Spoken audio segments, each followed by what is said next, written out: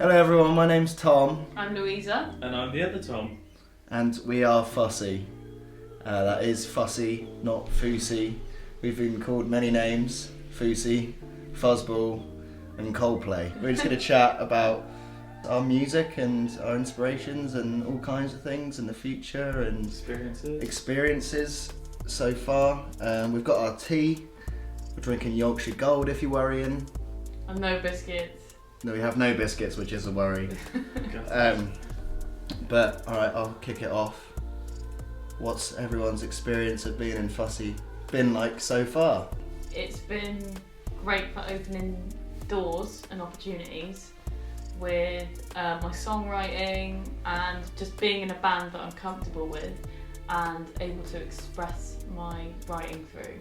I think it has been like a really good experience for me because I feel like going into different genres and stuff and taking so many different things from so many different types of music. Obviously we all have different musical backgrounds. You know, I would never have imagined I would have worked with either of you two beforehand. Not in a sense of because I don't like you. Oh yeah. Because I don't like you, but obviously working with someone like you, Louisa, who has this like unbelievable voice and range, like it gives me a chance to experiment more with my production. It works better when you stay true to your sound. Yeah, and definitely. I work around it too, and then we have this concoction that is Fussie.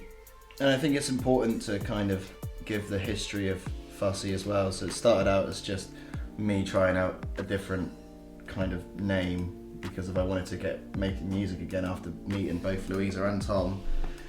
And then Louisa jumped on and started singing on a couple, but you were just a feature in it first, and then we were like, should we turn this into like a duo thing? And then obviously Tom being as good as he is at guitar, we were just like, well, let's make this into a band. But, I mean, we all do different things, don't we? You know, we're like the Beatles, and we all but stay better. friends as well.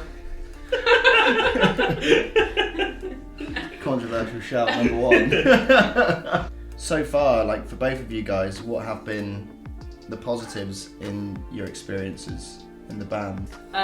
Doing original gigs, I could never imagine doing them. And I remember when we first had the idea, or you first put it to me, I was like, no one's going to listen to us. You know, but people aren't going to want to pay us. They're not going to, because it's not cover bands and things like that. Especially where we live in Devon. But you know, you said there are people that want to hear, and now that I've realised that we've had some great gigs, I've realised that I was completely wrong. So that's definitely, it's made me a better performer. I don't feel like I'm just imitating someone else. I'm actually singing the words I've literally written down. Yeah. It's more rewarding, isn't it? Oh my god, it's so much more liberating. Definitely. Yeah. You're not just singing karaoke, you're No. singing your own songs from your own heart. Exactly. And what about you, mate? Because obviously you were in a band before this as well. Coldplay. Coldplay. I was in Coldplay before this. Yeah, I do think it, because I did do original gigs, but I think one of the like defining moments for me in Fussie was when we were playing, and like the atmosphere. I've never had atmosphere like that. It was people our age, and it was like I've never really had that experience. People looking for music. Yeah, looking for original music, and they knew it was original. They weren't like, oh, what? That's a good song. Was that by so and so? Do you know what I mean? They knew it was our own unique sound, which like was a great moment for all of us. Yeah, like, definitely. And it made us realise that we actually... Yeah. It was all worth it, all the hard work that we put in. I mean, we've all been in bands before this, and I've had some great experiences and stuff, but I don't know, I just feel a lot more creative freedom in this band. Okay, so we've talked about positives and how much we're enjoying doing this. What would you say is difficult about being in an original band, and like you say, in Devon, in Torbay specifically, bricks and paint and Torquay for anyone listening outside of it, if you are listening. Well, if I'm honest, I think it is an old scene. It's a scene full of, because we've done gigs before, and literally the first thing they said when we got on was, is it the uni night? Yeah. Like, do you know what I mean? Like, I guess it's sort of disrespectful because I didn't walk in there and I was like, oh, is this an old folks home? Do you know what I mean? Yeah. Do you know what I mean? It's the same brush. It's the same brush. Like, I'm not being... No, it's fair. Do you know what I mean? And I think there is younger people that do live music and original music, which I respect, That's a good point. whether it be my taste or not. At least it, Well, I think it's original. Yeah. the problem is almost having to convince venue owners that we can bring people in and it's going to go down well. For free as well. Sometimes for free, you're convincing. Yeah. Well, I mean, most of the time for free. Yes, for they us, are. right? Which, I mean, we've done cover gigs to empty bars, and we've done free gigs to packed venues. venues. Yeah. One time actually sold out of alcohol. So I just want to know why people are so scared to take the risk. We're all creatures of habit, but people need to listen to new things. Life's about listening to new music, tasting new food, meeting new people. It's like people are stuck in their ways.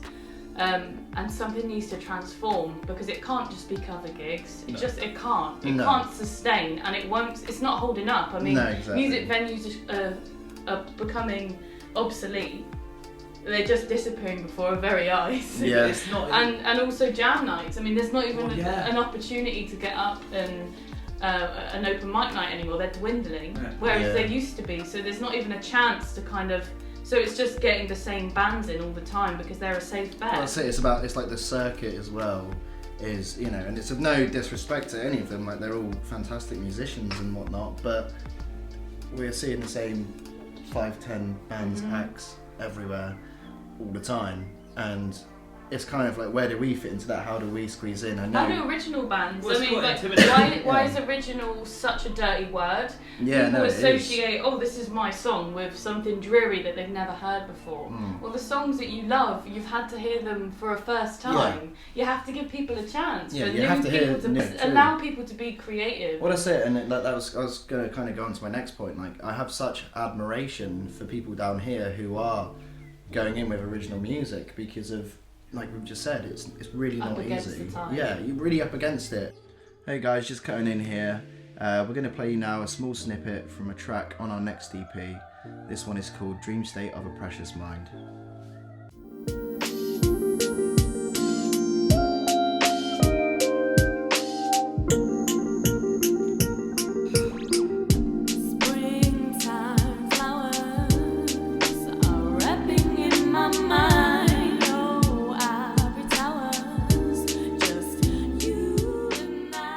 Okay, so we're going to ask each other some questions now. So I'll go first with asking you guys a question. What's the worst gig you've ever done?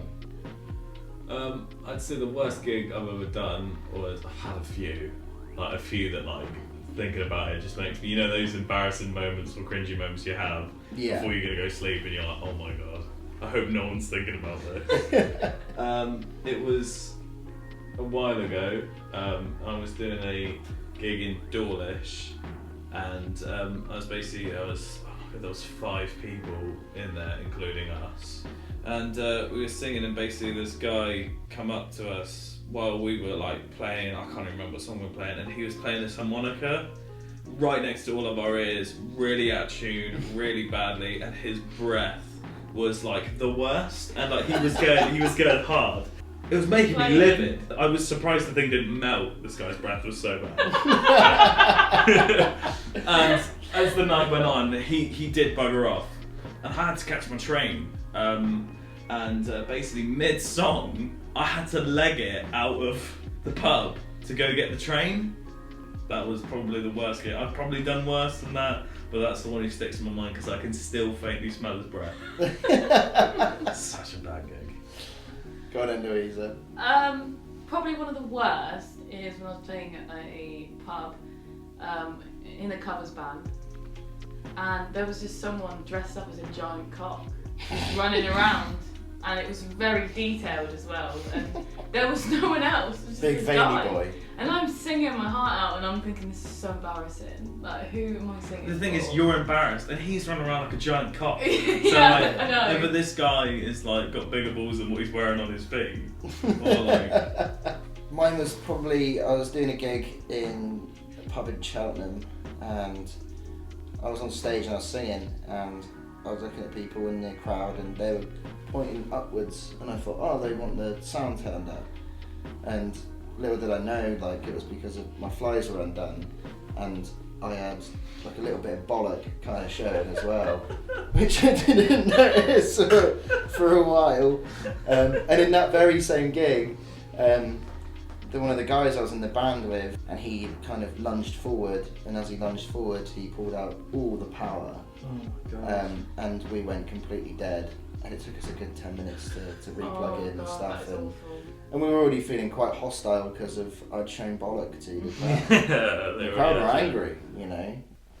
What's the worst lyric you've ever written? Oh, that's a good one. Recorded or not recorded? I think the really controversial one I did when I first started songwriting, I wanted to do a little bit of rapping. Hold on, let me just think about this. I think it's she's like Hitler with tips. She'll leave your whole body in fits.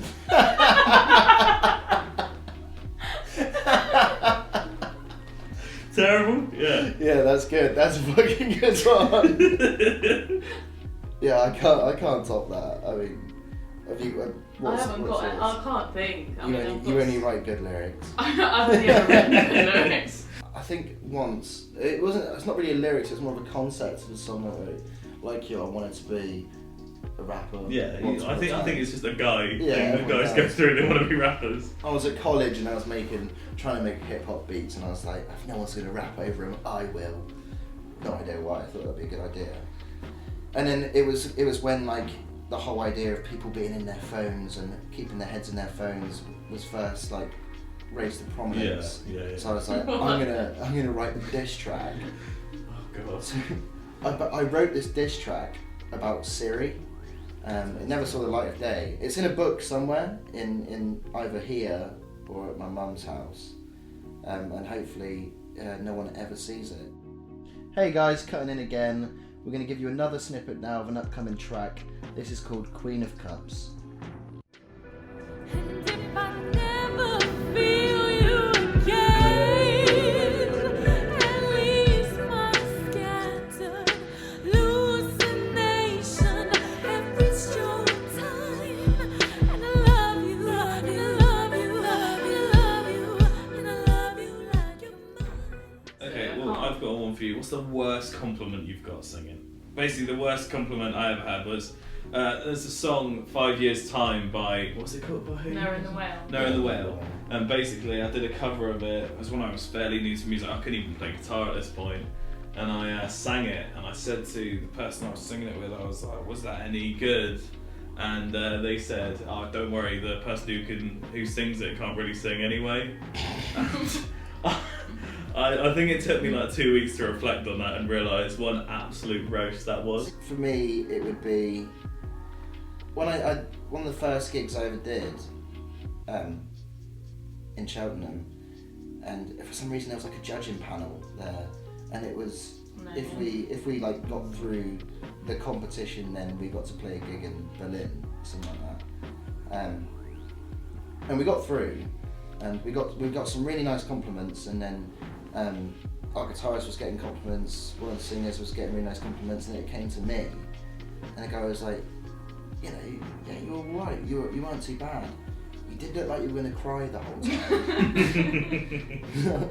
I was like, well, you know, him saying that nearly made me cry. Mine isn't actually music, well, it's music related, but it's not to do with like my performance or anything like that. It was just when I was talking, I wanted to further my career, and they said that they don't usually take people that look like me, so they would rather have like bikini models, and and I just thought that is the rudest thing anyone's ever said. Rude. And it also just highlights how much women are objectified, and this was a middle-aged man at the time, so it's just very, and it's like when we had that gig and they was like keep her at the front kind of thing, and it, you know, I'm not a showgirl, I'm a singer and I'm an artist. So what is your favourite Fussie song and why? It would be something off the new EP, because it has to be, but I'm not going to give that away yet. I guess that's what's already been released. It's still probably Godlike. We also did a podcast the other day, didn't we, with a lovely chap called Sam. His favourite was Heart of a Cynic, and when he said that, I went back to Heart of a Cynic, and I was like, Heart of a Cynic actually might be my favourite as well. It's my favourite, 100%. It's not Yeah. even because of the guitar bit that I can change. It's the beat, it's the melody, it's like the sort of the drop ins, the drops out. Yeah, like, yeah. Do you know what I mean? I think it is such a lovely song. Like, I think, it's so I nice. think it is. That's it. The best way to put it is like it's lovely. What about you? My favourite song, it's difficult because like it's the one. Which one do I like listening to the most? Maybe different to the one that I enjoy the most because I feel like it sounded how in my head I wanted it to sound.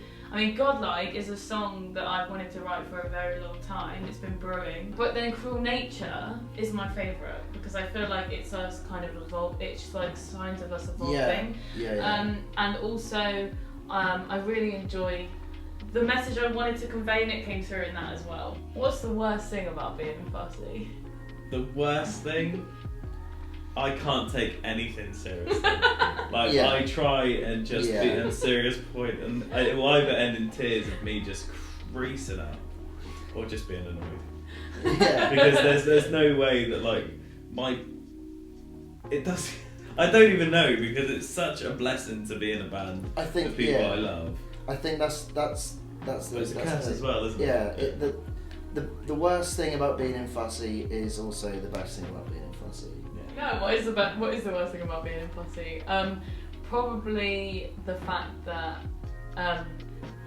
we're all motivated at different stages. So when I'm really motivated and someone isn't, I get really frustrated. Yeah. So I feel like the inspiration has come my way, and it needs to come out. Well, that's the thing And as well. you guys are playing Warzone, or you don't want to shout out, gamer tag. Yeah, shut up. We really wanted to do this conversation today because we thought it'd be a good chance for people listening to get to know us a little bit more. But we're also wanting to let you know that we're working on new things and we are constantly creating new things. So obviously throughout we've been talking about our next EP, and that we've been working on it quite a lot during the whole coronavirus pandemic, and it's given us a chance to fast forward the time frame that we thought we were going to get it out. So we're hoping to get this new EP out to you guys before the summer, and it seems fitting as well. If you've got this far into listening and hearing us chat all this bullshit, it seems only fair to share the new EP title with you guys, and it's going to be called The Dream State of a Broken Heart. I don't want to give away too much. Thank you for listening. Thank you so much, guys. Stay safe and Yeah, don't thank drink you, stay PG safe. tips. Controversial statement, don't drink PG tips. There you go. If you've got them in your cupboard, put them in the bin. But yeah, stay safe. Thanks again, guys, for listening. We'll leave you with one final snippet of an upcoming track from the new EP. This is part of the instrumental from a track called What Now. Speak soon and love you all.